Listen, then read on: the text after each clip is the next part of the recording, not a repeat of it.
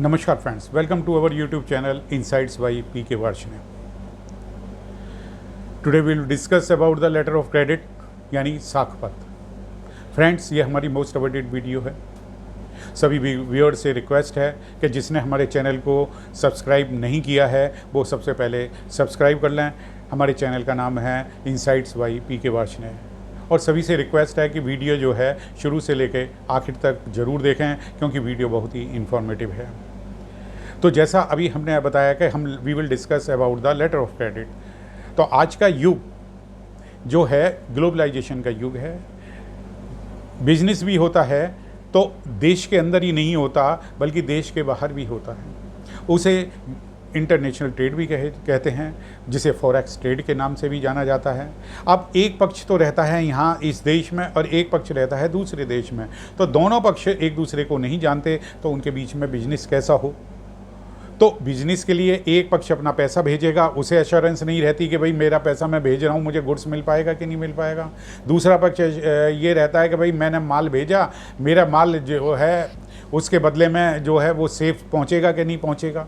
तो ये सारी कंडीशंस होती हैं। तो फॉरेक्स ट्रेड में बहुत बड़ी दिक्कत आती थी इसके। तो इन्हीं के बीच में एक काम करता है लेटर ऑफ क्रेडिट। तो लेटर ऑफ क्रेडिट को जिसे हम साख पत्र भी कहते हैं। तो लेटर ऑफ क्रेडिट क्या है? Letter of credit is a financial contract between a bank and bank's customer and a beneficiary. यानी कि एक फाइनेंशियल कॉन्ट्रैक्ट हो गया लेटर ऑफ क्रेडिट किस किस के बीच में? एक बैंक के बीच में, एक बेनिफिशियरी के बीच में, और जो बैंक का कस्टमर है उसके बीच में। तो आमतौर पर इंपोर्टर के बैंक द्वारा ये इशू किया जाता है, यानी जो माल इंपोर्ट करता है उसके बैंक द्वारा लेटर ऑफ क्रेडिट इशू किया जाता है। एलसी लेटर जो है वो एक गारंटी देता है। एलसी के डॉक्यूमेंट की कंडीशन को पूरा करने के बाद में बेनिफिशियरी को पेमेंट कर दिया जाएगा। तो इन ए नटशेल क्या हुआ कि एक फाइनेंशियल कॉन्ट्रैक्ट हो गया किस किस के बीच में? बिटवीन बैंक और बैंक कस्टमर और बेनिफिशियरी के बीच में। और इंपोर्ट जो माल करता है उसके बैंक द्वारा इशू किया जाता है कि एलसी के डॉक्यूमेंट पूरा सबमिट करने के बाद में और जो टर्म्स कंडीशन के अनुसार है उसके बाद में पेमेंट कर दिया जाएगा। तो अब एलसी लेटर ऑफ क्रेडिट के 4 एलिमेंट होते हैं। पहला एलिमेंट होता है बेनिफिशियरी। बेनिफिशियरी कौन है? यानी seller. Seller who is the recipient of the LC. दूसरा होता है buyer. Buyer mean applicant of the LC who buys the goods of the और सर्विसेज। तो एक बायर हो गया, एक सेलर हो गया। तीसरा इशूइंग बैंक, जो बैंक एलसी इशू करता है वो बायर्स की रिक्वेस्ट पर एलसी इशू करता है at the request of the buyer, तो वो उसे कह गए हम इशूइंग बैंक। तीसरा एक हो गया, ये चौथा हुआ एडवाइजिंग बैंक।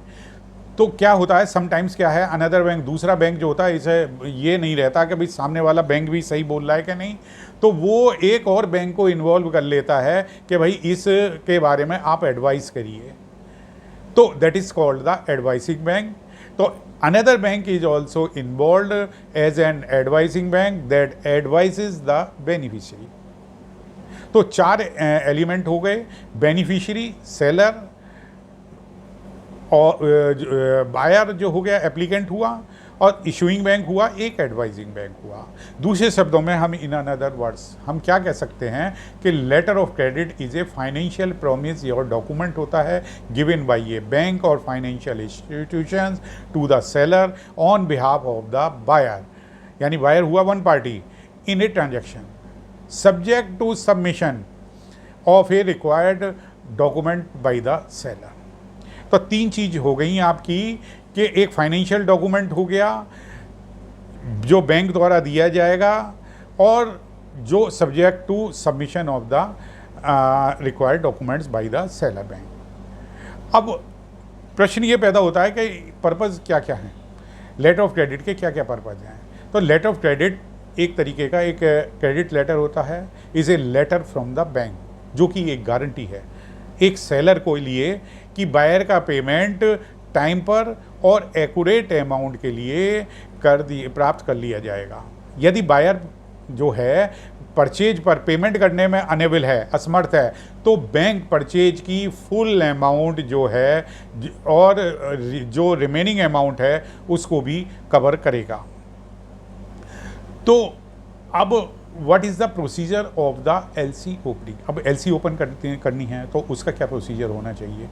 तो उसके लिए सबसे पहला है कि हमें अप्रोच टू द बैंक को to open a letter of credit, fill up the application form. जो बैंक का एप्लीकेशन फॉर्म होता है उसके साथ में विद स्टैम्प ड्यूटी आप जो है उसको भर करके दे दीजिएगा। तो उसमें मेंशन क्या होगा कि पार्टी का रिक्वेस्ट लेटर भी होगा, अकाउंट नंबर होगा, उसका IFSC कोड वगैरह सब होगा। Since the LC is open on the basis of the purchase contract और ए कॉपी परचेज ऑर्डर और export contract has to be produce. जो एप्लीकेशन होगी उसके साथ में सपोर्ट में आपको जो है परचेज ऑर्डर की कॉपी या एक्सपोर्ट कॉन्ट्रैक्ट की कॉपी जो है आपको उसमें लगानी पड़ेगी और अपोजिट पार्टी का बैंक का नेम देना पड़ेगा, उसका IFSC कोड, अकाउंट नंबर वगैरह सब देना पड़ता है और साथ में other required document by the bank if any. यदि बैंक को कोई अपना, सब बैंक का अलग अलग होता है, तो किसी बैंक को यदि कोई और पेपर रिक्वायर्ड होता है तो इसके लिए आपको वो देना पड़ेगा। तो मोटा मोटी मेन एक हो गया, आपका एप्लीकेशन फॉर्म हो गया और LC के जो है रिक्वेस्ट लेटर एक हो गया। जो रिक्वेस्ट लेटर में जो रिक्वायर्ड इन्फॉर्मेशन है वो फिलअप कर दीजिए और परचेज ऑर्डर या एक्सपोर्ट ऑर्डर की जो कॉपी होती है वो आपको लगानी पड़ेगी। दूसरे बैंक, सामने वाले बैंक का IFSC कोड और जो है पार्टी का बैंक नेम वगैरह देना पड़ेगा। तो अब इसके बाद में क्या होता है कि जब LC ओपन हो गई और LC की टर्म के हिसाब से माल भी भेज दिया, जो सेलर ने माल भेजा, तो माल भेजने के बाद में as per the terms of the documents, तो वो उन डॉक्यूमेंट्स के अनुसार जो उसके बाद क्या क्या डॉक्यूमेंट्स रिक्वायर्ड होते हैं आफ्टर सेंडिंग द गुड्स। तो उसमें शिपिंग बिल ऑफ लेडिंग भी चाहिएगा, एयरवे बिल चाहिए होता है, कॉमर्शियल इनवॉइस, इंश्योरेंस सर्टिफिकेट और certificate of origin, packing list और certificate of inspection are required for that purpose. अब ये सब करने के बाद में एक सवाल पैदा होता है कि भाई LC कितने प्रकार की होती है। LC दो तरीके की होती है। एक जो है मेन टाइप LC के हैं, दो तरीके के हैं, एक FLC और एक ILC। FLC में मतलब फॉरेन LC। फॉरेन LC वह होती है जो इंटरनेशनल ट्रेड के लिए यूज़ करी जाती है और इस LC का प्रयोग जो है आपको इंटरनेशनल ट्रांजैक्शन के लिए किया जाता है, तो उसे FLC कहते हैं। दूसरा ILC होता है जो देश के अंदर, जो कंट्री के अंदर जो LC का प्रयोग किया जाता है, that is called the ILC। अभी हमने जाना कि दो तरीके की मेन टाइप होती हैं, FLC और LC। अब इनके सब टाइप भी होते हैं। सब टाइप LC के हैं, कुछ लोग कहते हैं कि 4 तरीके की सब LC, वो LC जो है सब टाइप होती हैं। तो 4 तरीके में वो रिवॉल्विंग LC, रिवोकेबल LC हो गया, इररिवोकेबल LC हो गया, स्टैंड बाई LC हुआ और कॉमर्शियल LC। लेकिन हम यहाँ पर जो है आपको 16 तरह की LC के बारे में बताएंगे। We will tell you, we will explain 16 type of LC, जो कि these LCs are various types of the letter of credit in trade transactions. Some of these are classified by their purpose. जो इनके काम होते हैं उसके purpose के हिसाब से क्लासीफाइड की गई हैं। Following LCs are the different types of the letter of credit. तो इसमें सबसे पहले हम बताते हैं रिवोकेबल LC। जैसा कि इसका नाम है रिवोक यानी खंडन, तो इसको कोई भी ब्रीच खंड कर सकता है, चेंज कर सकता है। वह यानी वह LC जिसे इशूइंग बैंक या बायर किसी भी समय सेलर या बेनिफिशियरी की विदाउट परमिशन वो उसे नोटिफिकेशन को विदाउट नोटिफिकेशन इंफॉर्मेशन चेंज कर सकते हैं। That LC are called the revocable LC। इस प्रकार की LC जो है अधिकतर प्रयोग में नहीं होती हैं क्योंकि बेनिफिशियरी को इससे कोई सेफ्टी नहीं मिल पाती है। दूसरी LC है इररिवोकेबल LC यानी अखंडनीय LC, अनब्रेकेबल LC भी कह सकते हैं। तो जैसा इसका नाम है कि ये इजीली अनब्रेकेबल नहीं होती है और वह LC जो इशूइंग बैंक को सभी पक्षों के अप्रूवल के बिना कोई भी चेंज करने की परमिशन नहीं होती है, यही वो LC इररिवोकेबल होती है। और आजकल जो है LC, यही LC प्रचलन में है। और एलसी के ऊपर स्पष्ट रूप से लिखा जाता है कि and irrevocable word is written over the LC. ये इसमें स्पष्ट होता है। तीसरा, स्टैंड बाई एलसी। एक एलसी इंस्ट्रूमेंट जो बैंक इशू करता है और बायर के द्वारा पेमेंट ना किए जाने के पेमेंट का एश्योरेंस देता है, वो एलसी स्टैंड बाई एलसी होती है। इस स्थिति में सेलर को जो है बैंक जो है सेलर को पेमेंट करेगा। संक्षेप में ये ट्रांजैक्शन की फैसिलिटी नहीं देता है लेकिन पेमेंट की गारंटी देता है। यानी इसमें ट्रांजैक्शन नहीं, केवल पेमेंट की गारंटी होता है। काफ़ी हद तक एक तरीके से you can say this is equivalent to the bank guarantee. तो SBLC यानी स्टैंड बाई एलसी जो है, इसके तहत सभी टर्म्स को पूरा करने के बाद यदि सेलर यह प्रूव करता है कि प्रॉमिस किया हुआ पेमेंट नहीं किया गया है तो उसे जो है ये पेमेंट किया जाएगा। That is called the stand by LC. Now we comes to the commercial LC कि कॉमर्शियल एलसी क्या होती है। एक standard LC is also called a documentary credit. Commercial LC एक पेमेंट का मैकेनिज्म है जिसका प्रयोग जो है इंटरनेशनल ट्रेड में एक्सपोर्टर को क्रेडिट वर्दी बैंक से इकोनॉमिक गारंटी प्रदान करने के लिए किया जाता है।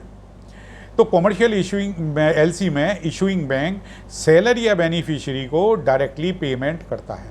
तो commercial LC it involves the payment which is made directly where in the bank that issues the letter of the credit will need to pay the seller or the beneficiary. Now we comes to the export और import LC। कोई भी एक LC होती है तो एक स्थिति में वो एक्सपोर्ट LC बन जाती है, एक स्थिति में इम्पोर्ट LC बन जाती है। जो इसका जैसा यूज़ करता है ये उसके डिपेंड करता है। तो एक एक्सपोर्टर जिसे एक्सपोर्टर लेटर ऑफ क्रेडिट कहेंगे वो इसे एलसी के रूप में टर्म में प्रयोग करेगा। एक इम्पोर्टर है वो एलसी को एक इम्पोर्ट एलसी के टर्म में यूज़ करेगा। नेक्स्ट है ट्रांसफरेबल एलसी। जैसे इसका नाम है कि ट्रांसफ़र एलसी ट्रांसफरेबल, वह एलसी वह लेटर ऑफ क्रेडिट जो बेनिफिशियरी को चेन में किसी अन्य सप्लायर को या किसी अन्य बेनिफिशियरी को पेमेंट के सभी एक पार्ट को या सभी या एक पार्ट को फर्दर ट्रांसफ़र करने की परमिशन देता है, वो एलसी ट्रांसफरेबल एलसी होती है। ये आमतौर पर तब होता है जब बेनिफिशियरी एक्चुअल सप्लायर के लिए सिर्फ एक इंटरमीडिएटरी की तरह ही होता है। इस तरह के एलसी बेनिफिशियरी को स्वयं के ओन डॉक्यूमेंट प्रोवाइड करने की भी अनुमति देता है। अनट्रांसफरेबल एलसी, जैसा कि इसका नाम है अनट्रांसफरेबल, तो ये एलसी जो है जो थर्ड पार्टी के वो किसी को ट्रांसफ़र की परमिशन नहीं देता है। बेनिफिशियरी पैसे का एक बात ओन रेसिपिएंट होता है और किसी को भी पेमेंट करने के लिए एलसी का फर्दर यूज़ करने की परमिशन नहीं दी जाती है। नेक्स्ट एलसी होती है कन्फर्म्ड एलसी। तो जैसा एलसी जिसका नाम लिखा हुआ है कन्फर्म, यह एलसी कन्फर्म्ड होती है जिसमें कन्फर्मिंग बैंक और जो है जिसको कन्फर्मिंग बैंक को we also called the second bank seller या एक्सपोर्टर को पेमेंट की गारंटी देता है। यानी एक एलसी में सेकंड बैंक और एंटर कर जाता है जो कि गारंटी उसके पेमेंट के लिए देता है। यह प्राइमरीली पहले बैंक से पेमेंट ना करने के रिस्क से बचने के लिए होती है। यानी कई बार क्या होता है कि भाई ये हो जाता है कि भाई पहला बैंक यदि पेमेंट नहीं किया तो हम क्या करेंगे, तो वो सेकंड बैंक से उसकी गारंटी लेता है और वो सेकंड बैंक उसकी रिस्क से बचने के लिए, जो रिस्क होता है पेमेंट ना करने का रिस्क, उससे बचने के लिए वो गारंटी देता है। That is called the confirmed LC. Unconfirmed LC यानी वह एलसी जिसमें इशूइंग बैंक के द्वारा एश्योर किया जाता है कि भाई आपका पेमेंट सेकंड के लिए सेकंड बैंक की या किसी पार्टी के कन्फर्मेशन की ज़रूरत नहीं होगी and we will make the payment. तो that LC is called the unconfirmed LC. अधिकतर एलसी जो होती हैं मोस्टली जो यूज होती हैं वो अनकन्फर्म्ड एलसी ही होती हैं। रिवॉल्विंग एलसी, जैसा कि इसका नाम है रिवॉल्व, तो ये रिवॉल्व एक सिंगल एलसी मल्टीपल ट्रांजैक्शन के लिए को उसको कवर करने के लिए सेपरेट एलसी के स्थान पर यूज़ की जाती है, तो इसे रिवॉल्विंग एलसी ही कहा जाता है। तो they can be further classified into time ways but could be cumulative or non-cumulative and value based। तो ऐसी एलसी को रिवॉल्विंग एलसी कहा जाता है। Now we comes to the back to back LC. वह एलसी जो बैक टू बैक एलसी होती है, जिसे आमतौर पर ट्रांजैक्शन में एक इंटरमीडिएटरी शामिल होता है, उसे बैक टू बैक एलसी कहते हैं। बैक टू बैक एलसी दो तरीके की होती है। तो वो पहली एलसी होती है, the first LC is issued by the bank by the buyer to the intermediatory, यानी बायर के बैंक के द्वारा इंटरमीडिएटरी को इशू करी गई।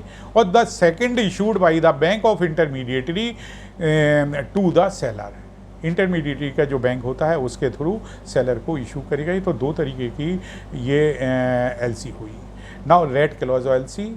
तो रेड क्लॉज एलसी क्या होती है? वह एलसी जो पार्शली बेनिफिशियरी को माल भेजने से पहले या सर्विस परफॉर्म करने से पहले ही पेमेंट कर देती है, यानी टाइम से पहले उसे एडवांस में एक तरीके से पेमेंट हो गया, तो एडवांस का पेमेंट सेलर और रिसीप्ट की रिटन कन्फर्मेशन के अगेंस्ट में किया जाता है। That LC is called the red clause LC.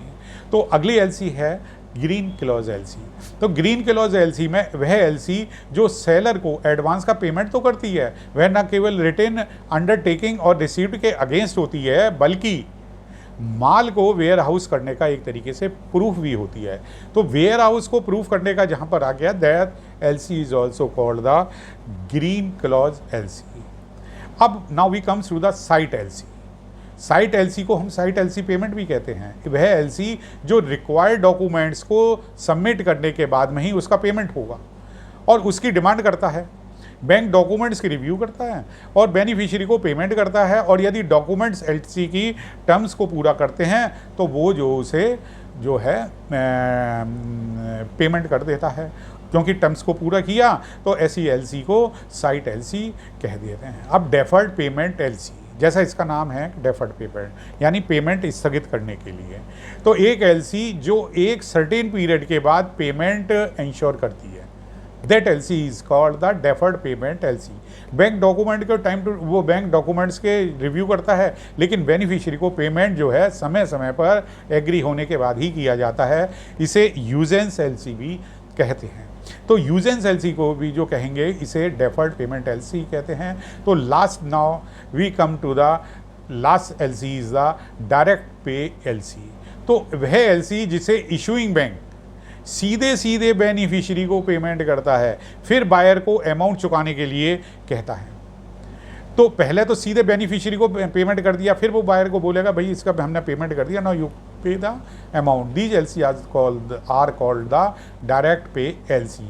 तो बेनिफिशियरी इवन बायर के साथ बातचीत भी नहीं कर सकता है।